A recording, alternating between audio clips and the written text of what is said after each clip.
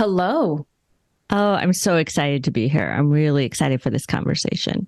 We've we were connected by a dear friend colleague, and I think it was pre-summer, and I wasn't recording in the summer.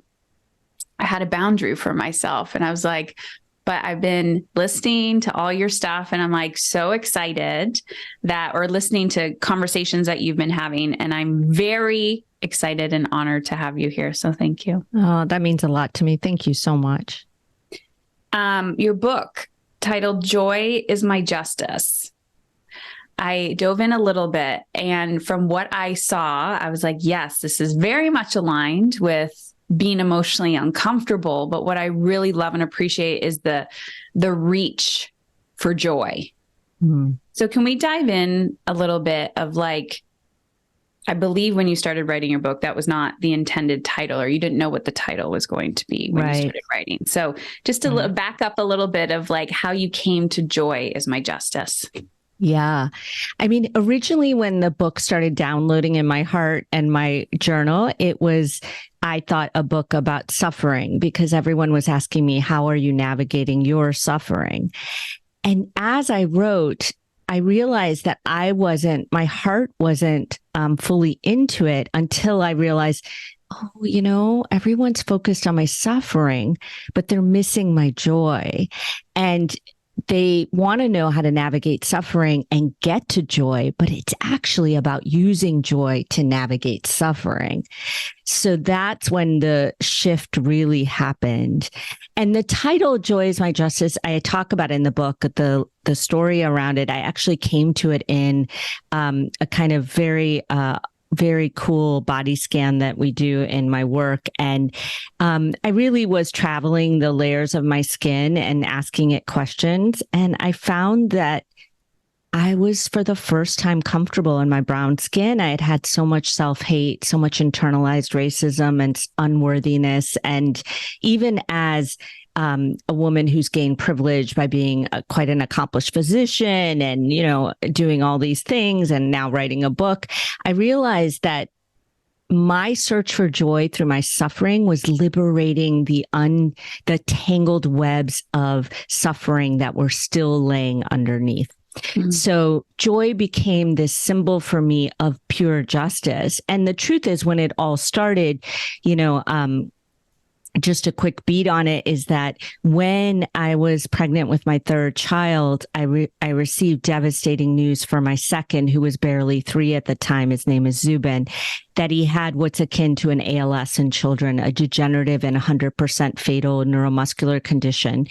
And it shattered every dream I had, but it also was a moment of reckoning because I had already and still am a social justice activist, and I fight. When something's wrong, I fight back. And, the underdog is my friend because that's who I was and, feel like I resonate with. And there was nothing to fight for. It felt like there was no justice to be had. And now I know, Heather, that joy and the holding of my pain with my joy is the purest justice we can ever know. Okay. I don't even know where to go from there. When you said there's nothing to fight back for, let's talk about that specifically, because I do see a lot of activism out in the world where, I'm like, you're going to burn out. There's fatigue there of like that fight or flight, and people are heard and seen, and, maybe change is happening, but there's an inner burnout, an inner fatigue. So I don't like the word balance. How do you navigate? How do you choose that when you are like wanting to fight and you're suffering? How do you get to a point where you're like, what does that look like? Joy in that moment. Yeah. Well, and the truth is I didn't know in that very moment. It's a journey, right? So I would like, not to make it rosy for anyone, all uncomfortable journeys are a journey, right? They take steps and steps, but each step is a useful, beautiful step. So there's change that's made on the journey. It looks like this. It looks like understanding that when we close to our pain, when we numb to our pain, we numb to our joy. We shut down to everything.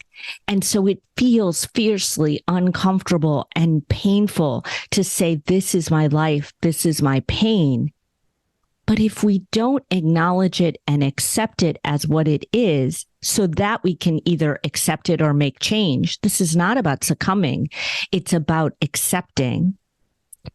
Then we can open up to the full continuum of our humanity, the full continuum of our experience, and know that joy is also available to us. Because as humans, we will all suffer. We will all have pain, but we all also have the birthright to rejoice along with it. Mm. When I first started my personal development journey, I mean, toxic wellness culture, that's a whole other can of worms, but I didn't actually know what joy was. Like, I heard that word and I was like, that feels too, I'm not going to say too girly for me. It just felt too like out there. Mm-hmm. Like, I didn't know, I couldn't reflect on what that felt like in my body. Maybe, I don't know. Yeah. I just didn't resonate with it. Mm-hmm. And I wrote down something that I think it was in your book. Walk back towards my pain. That's what I wrote back. I wrote down. And I often say to people, like, you're running away from it. Like, you can tell based on how people are acting when they're, it's just energetically, you're like, you're avoiding something. It's like you're running around it. I always use the analogy, like you're playing double dutch and you're the one that's jumping in the rope. And you're like, what if I get hit with this rope? Like, the pain is inside of the ropes. And you're like, nope, I'm just going to sit here and I'm going to avoid jumping in. How do you explain to somebody to walk back, like look at the pain when they're so conditioned to be numb? Because I've had this experience where I'm like trying to go towards it. Like, there was someone that I was having a very difficult time grieving, and someone told me, just create moments for you to grieve. And I was like, I do. And I'm like, okay, let's do this. And I'm numb. Yeah. So how do you walk towards the pain? It's almost like phase one, as you start turning towards it, you're like, I'm trying to sit with it, but it just shuts down even more. Does this make sense? A lot. Okay. So I think we could speak for hours about this, but I think and I'm sure your coaching of people takes hours with this, but I'm going to take this in twofold. One is I'm going to walk us back to that can of worms, the toxic wellness. I do think it's toxic. I actually talk about why it's toxic and why it hurts us. It's harmful. But it is pertinent to this, is that we want to good vibes only everything. We want to fix everything. We want to put it in a neat bow with a package, ribbon. And that's not how life works. And so we have everyone around us trying to make us feel okay, feel better, feel good. And it's harmful. It's actually inciting our nervous system further by making us invisible. And then we do it to ourselves. The way to walk back towards our pain is to understand that it is well shown now that trauma, loss, grief, our pain lives in our body. I don't need to explain that to people. I'm pretty sure. But what I tell patients every day is trauma lives in your body, but that's also where it heals.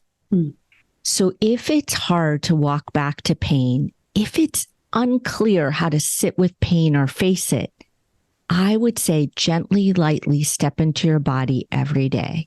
And I would say the first step would be to notice your body, because what we are is disconnected, our mind and our body, right? And we're in this cognitive whirlwind around it. How do I find my pain? How do I walk there? Kind of mapping out the steps, but the body knows the map. And if you take some moments in each day to say, what am I feeling? What do I notice in my body? And that's it. Write it down. Clenching in my chest, stomach whirling, whatever it is. I don't know what it is for you. And where am I when I feel that? start to notice in your journal a pattern or a understanding that my body is giving me messages. I just don't know how to listen to them. And eventually you'll walk your way into your body's wisdom. And that's where I would start. I would not start up in my head, because you're right.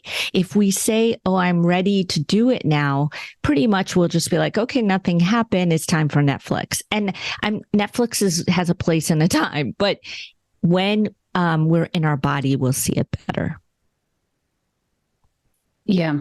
I've always found the fine line between, I'm going to use Netflix as an example because you just said it, but like, giving yourself permission to be like, I'm going to do this and I'm not going to shame myself while I'm doing it, because I know I'm just I got to cope. Like I got to cope versus swinging to the other side and trying to heal perfectly. And what I have found in myself and when I'm working with people is perfectionism. Like a lot of what we're doing comes with a coping strategy to protect ourselves. And then you jump into it and it's like, am I doing this right? Is this what it was supposed to be like? Because it feels messy. Because life is messy, right? Yeah. So how do you find the joy in the messy? Yeah. So one is that, I'm going to take one step back because you said something about joy, how you weren't resonating with joy and how it's hard to know in the wellness culture. I think the wellness culture and the mental health conversation is a little bit messed up at first. So I just want to touch on that and then we'll find the messy. Is that I think even though there's a lot of overlap, there is a distinction between joy and happiness, and it's not talked about enough. So that's a way in which we can feel broken, that we're not able to feel better or hack our way to what we need to hack our way to. So happiness, I'll take it any day. It's a cognitive evaluation of things. Did this go well? It's not always material. Did I get the job I wanted? Did my child get the teacher they wanted? These are great things, and they're things that are worth, being happy about and hoping for. I'm not going to take that away from me or anyone. Mm-hmm. But it's different than joy. Joy lives in the body, and it comes from the same deep well as our pain. It comes from our capacity for meaning, love, and connection. So when we actually think about how to find joy in the messy, the joy is in the I'm in pain, but how can I still find a thread of connection to others or to the world? Mm-hmm. I'm in pain, but how can I find a thread of meaning for myself that I get to make? I'm in pain, but how do I get to find a thread of belonging? Is it that I recognize that I'm a human like all humans who feel pain, and I'll gather on the strength of those? Is it that I feel belonging to whatever your other people who are getting a divorce, other people in my situation, other mothers, right? And I don't mean a physical support group. That's all good too. It actually honestly doesn't work for me. People have asked, do you go to support groups for mothers with the same children with the same condition? It's not that I don't think it could be helpful. There's a way in which I don't know. People aren't at the same place. I'm not, and I don't mean any good or bad, just we're at different steps. For me, it's much more helpful for me to connect myself to the threads of pure humanity, of the fact that mothers have persevered through suffering for centuries, and that I too can draw on their strength.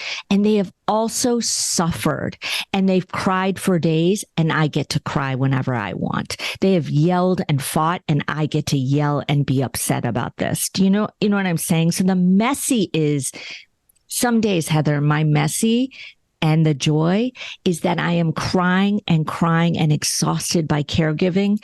And then I stop and think, okay, I haven't lost because I'm still alive. I feel all of this. And then I go back to crying. My humanity is still here, because the truth is that all systems of oppression, all grief, all loss strip us of our humanity. And if you can find your messy humanity in the suffering, you will find your threads of joy.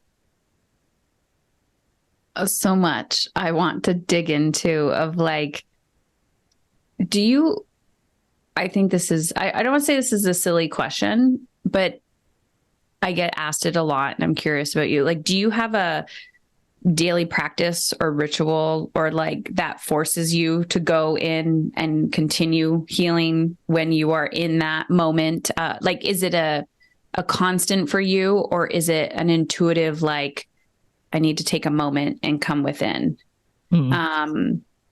Because I'm assuming like just the whole conversation we're having is a lot of introspection. And when we resist going within, which in your book, you talk about joy as a form of resistance. Yeah. It's like a form of resistance externally. Like, I'm going to hold this to like represent and take a stand to change a pattern. But then the resistance to look within to find the joy, then to act on it. I don't even know if there was a question in there. Oh, yes. The ritual. Like, do you have a ritual? I do. I would say yes and no. So here's the thing. I mean, I try like any other human. I have ways that I start my day. Mm-hmm. And some days those flop. Okay. And some days I soar. And so when I soar, it's that I have time to myself. I'm either meditating, I'm in some form of time at my own personal altar. I have some way of checking in. Sometimes it's with cards, sometimes it's with prayer, sometimes it's with meditation or movement. When I flop, I feel it in the day, actually. So I don't mean it as a shameful thing. I just mean I can tell I haven't checked in. Mm-hmm. And so it is a yes and a no in the sense that I try to do that from the beginning, but I don't always make that happen. You know, life happens. Or sometimes I just feel like I can't do it. But I have a constant checking in going on like you're describing. And people think that people ask me this, like they ask you a lot, like, so are you stopping? And then, you know, you say it's time for gratitude practice, or you say it's time for what? I'm like, no, it's not so logistical for me. Like, it's just that I feel it. And I have a sense, I'll take a walk and look at a leaf and think, wow, there really is more beauty in this world than I'm seeing right now in my narrow lens. Mm-hmm. You know, it's constantly flowing back to me, but that's because the more you do it, the more it comes to you, right? It seems like an identity shift. Yes. Like a being, like a way of being in the world. And I see when I started, it had to be very like, you need to check this box because I resisted it. And then now I'm like, this week got away from me. You know, where do I get back on track, or what do I need right now? I'm going to go for that walk. I'm going to stare at the leaves. I'm going to do the things. More of like like when you can feel yourself escaping, you're like, come back, come back, come back, come back. I think that's a beautiful way to explain it. It's exactly right. Yeah. Mm-hmm. So what type of work are you doing now? What maybe has surprised you since the book has come out that where your message has shifted or where your energy is going?